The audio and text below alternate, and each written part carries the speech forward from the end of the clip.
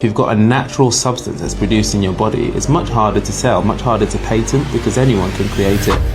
I get asked the question, what is a peptide, pretty much every day. And this isn't just from patients, this is actually from other clinicians now. They're becoming more and more prominent due to the effectiveness of what they actually do. There's limited you can say in public about peptides because, like all substances, it's regulated. Peptide is a short chain of an amino acid. Imagine a protein has got loads of different amino acids combined together. That is what a protein is. But if you put a really short chain of amino acids together, you have a peptide. Peptides are like cellular messengers. They act a bit like hormones, but they're actually precursors to hormones. They go and tell your body what to do, or they go and tell hormones what to do a lot of the time. And because of this, they're really effective in different patterns in your body. And there's a peptide that we all know about, a gut hormone peptide that I've spoken about several times before, Ozempic or Semaglutide. These are naturally produced substances in your body that work on specific hormones. And for instance, that one will work on your gut, your hunger hormones. But there's ones that work on angiogenesis, where you have new blood vessels forming and can help with healing.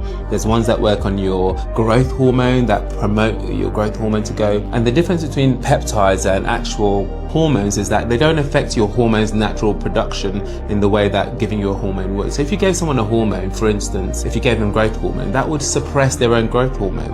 If you gave someone testosterone, that would suppress their own production of testosterone. But if you give a peptide, that promotes your body's own production of those hormones. They're a little bit different and safer in some senses. The difference is they're just not as well studied across time. The MHRA, which is the governing body that decides what medications, haven't really decided on peptides just yet, although they're widely used in America with the FDA. Because of that, there's restrictions about what you can actually say peptides do. And that's because there's a lack of evidence. You've also got to ask yourself why there is a lack of evidence. Nearly every substance or medication that we have and use is produced by pharma companies. There's an incentive there for them to do that so they can sell their products.